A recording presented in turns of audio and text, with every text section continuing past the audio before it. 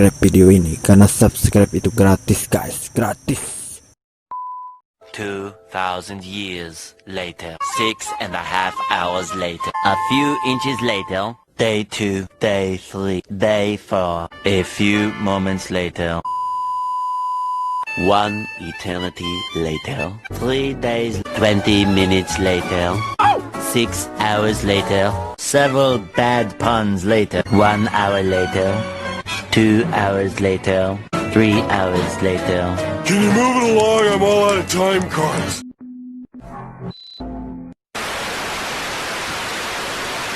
Ada. Program Kementerian PUPR. Ini kita mau. Tiga. Kan gizi ibu hamil. Udah mulai? Sorry. Ini kita kok. Tiga. Bayangan. Tiga.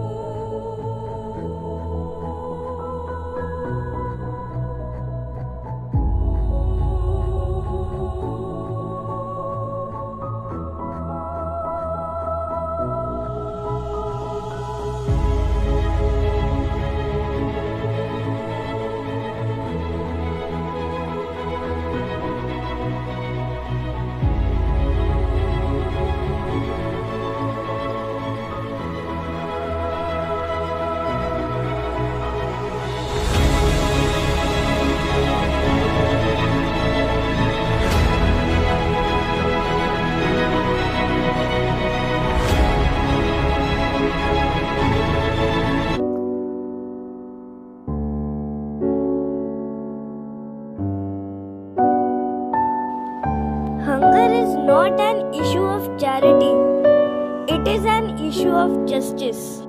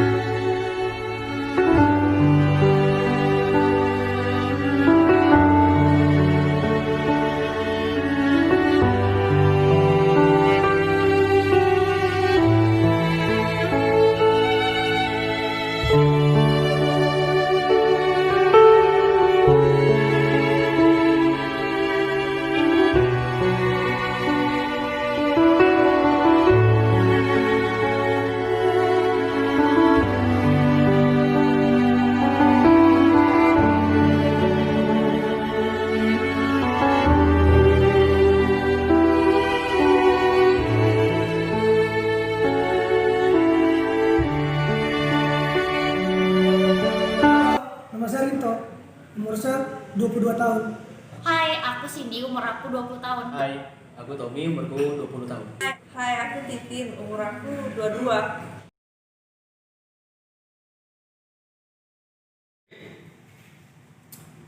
Oh, kalau itu ya seperti kita ketahui ya, tahun 2020 ini kan tahun yang sangat pelik. Di mana kan corona ini menyerang hampir seluruh negara. Terus juga berdampak kepada sektor ekonomi seperti pendidikan, pariwisata, pembangunan, dan juga kebutuhan bahan pokok gitu. Jadi itu berdampak. Terus juga benar-benar ya karena corona itu negara tuh bisa ekonominya bisa anjlok gitu.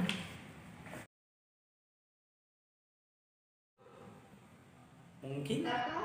Menurut aku belum, karena di sebagian negara, terutama di Afrika tuh masih ada ketimpangan pangan. Yang pertama itu dari segi ekonomi, beras dan lain-lain. Terus yang kedua seperti kekurangan gizi dan tingkat ekonomi yang merendah. Menurut saya pemukiman kumuh ini bisa disebabkan karena beberapa faktor. Yang pertama itu belum meratanya pemukiman yang layak, kemudian juga ada karena harga yang tidak terjangkau oleh masyarakat. Nah, di lain sisi bisa juga disebabkan karena adanya ledakan penduduk. Nah, ledakan penduduk ini misalnya karena adanya urbanisasi. Nah, urbanisasi kan otomatis meningkatkan kepadatan penduduk di masyarakat. Nah, hal ini juga berdampak kepada menyempitnya lahan pemukiman.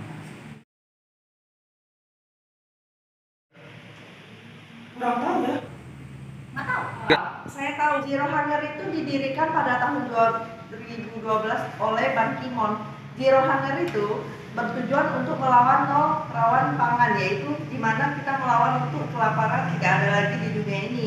Berdasarkan data PBB, pada tahun 2015 kurang lebih dari 800 juta jiwa masih merasakan namanya kelaparan. Jadi tujuan dari Zero Hunger ini bertujuan untuk melawan kelaparan itu.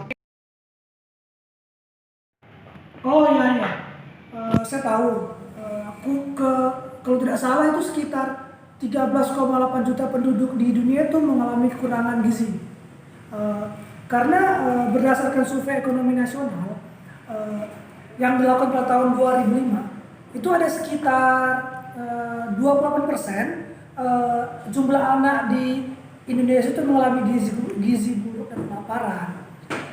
Dan tercatat kalau nggak salah 1.918 anak itu mengalami gizi buruk dalam 5 bulan pertama di tahun 2015 ya. Yang pasti banyak sih. Karena di masa COVID-19 ini kita tuh harus menjaga kekebalan tubuh dan sistem imun.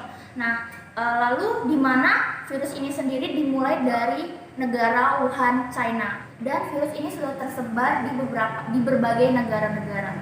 Lalu virus ini bisa menyebabkan sistem pernapasan yang mungkin semakin lebih tinggi jika sistem kekebalan tubuh kita tidak baik dan kekurangan gizi.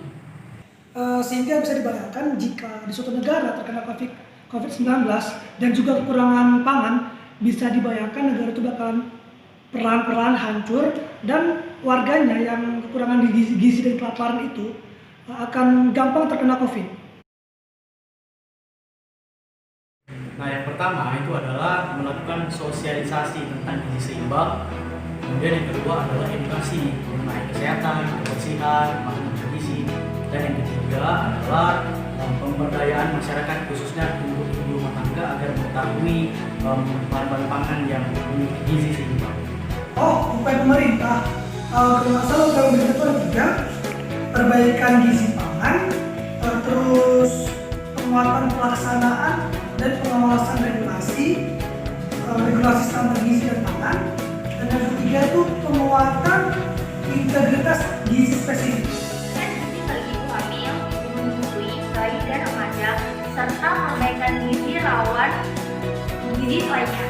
Melaksanakan GERMAS, yaitu Gerakan Masyarakat Hidup Sehat. Yang kedua, pelaksanaan atau peningkatan kualitas penyaluran pangan ke masyarakat serta meningkatkan kesehatan dalam bidang kesehatan kepada masyarakat. Terdapat beberapa aspek dalam pembangunan. Yang pertama itu aspek sosial, yang kedua aspek kesehatan, yang ketiga aspek lingkungan. Akan tetapi aspek paling penting dalam pembangunan berkelanjutan yaitu aspek lingkungan. Seperti yang kita ketahui bersama, urbanisasi di Indonesia itu meningkat setiap tahunnya, yaitu menuju ke Jakarta, kurang lebih dari 70.000 orang per tahun.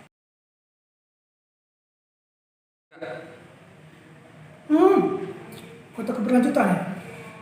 Kalau nggak salah menurut Giranda, kota keberlanjutan itu adalah kota yang memungkinkan semua warganya memenuhi kebutuhannya dan meningkatkan kesejahteraannya tanpa menurunkan kondisi lingkungan di masa kini dan di masa depan.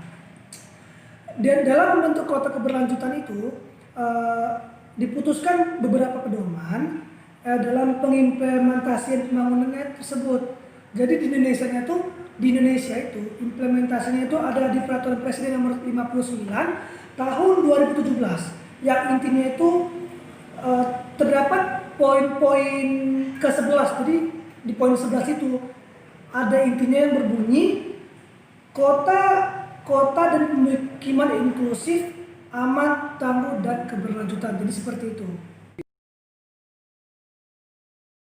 Harapannya adalah semakin tinggi angka harapan hidup masyarakat kota di mana sekarang dan masa yang akan mendatang. Faktor-faktornya ya, untuk membentuk sustainable dan resilient city itu tentu saja dibutuhkan beberapa peranan dari pemerintah, pihak swasta dan masyarakat. Nah, kemudian juga dalam merumuskan perencanaan wilayah atau kota yang berkelanjutan, menurut Wheeler dalam bukunya Muluk tahun 2017 ada beberapa isu atau indikator. Nah, indikator tersebut antara lain yang pertama, pengelolaan pertumbuhan dan perencanaan tata ruang, transportasi, perlindungan dan restorasi lingkungan, ruang terbuka hijau, kemudian ada kesetaraan dan keadilan, pengembangan ekonomi, zonasi dan perizinan pemanfaatan ruang, kemudian ada perencanaan kota dan perencanaan landscape. Kemudian selanjutnya ada bentuk perkotaan. Nah, bentuk perkotaan ini ada isinya adalah kepadatan, compact, mixed use development. Nah, selanjutnya ada tentu saja kesehatan masyarakat. Kemudian 2 poin terakhir ada perumahan dan serta penggunaan energi dan sumber daya. Mengadopsi new urban. Jadi intinya new urban itu agenda perkotaan yang baru. Ada. Kalau nggak salah program Kementerian PUPR. Nah, 100 sampai 2019. Program pemerintah 1 juta rumah.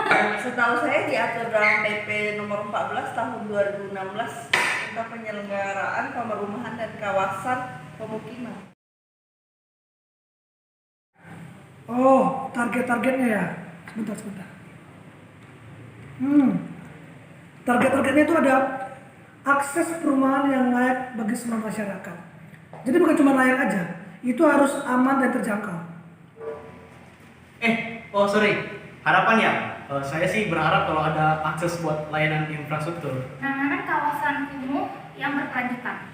Kalau saya sih layanan publik yang memadai. Pengelolaan urbanisasi sebagai perencanaan kota. Setahu saya sih yang saya baca ya di urban agenda itu agenda yang akan menjadi pedoman atau panduan dalam upaya pembangunan perkotaan. Nah, pembangunan ini dalam urban agenda melibatkan peran yang luas dari negara, wali kota, gubernur, penyandang dana pembangunan internasional, program PBB dan masyarakat sipil. Nah, sampai dengan 20 tahun mendatang yang mengangkat tema Sustainable Urban Development. Agenda ini telah disepakati dalam konferensi Habitat 3 yang telah dilaksanakan di Quito, Ekuador pada Oktober 2016. Nah, dan new urban agenda itu secara spesifik menjelaskan goal 11 dalam SDGs dengan menyusun poin-poin tertentu tentang pembangunan perkotaan berkelanjutan dalam 20 tahun mendatang. Pengentasan pemukiman kumuh perkotaan menjadi 0%, penciptaan dokumen perencanaan infrastruktur pemukiman yang mendukung. Oh, pernah dengar. Di situ tuh ada poin yaitu 100% pelayanan air minum. Nah, di situ ada optimalisasi penyediaan air, terus peningkatan efisiensi layanan air minum melalui prinsip jaga air, hemat air, dan sifat air secara nasional. Pernah dong, itu ada 100% akses sanitasi layak, lalu air limbah domestik, sampah, dan drainase lingkungan. Pastinya pernah. Itu yang pasti yang sasarannya itu yang terakhir pasti meningkatkan keamanan dan keselamatan bangunan gedung. Nah, termasuk keserasiannya terhadap lingkungan.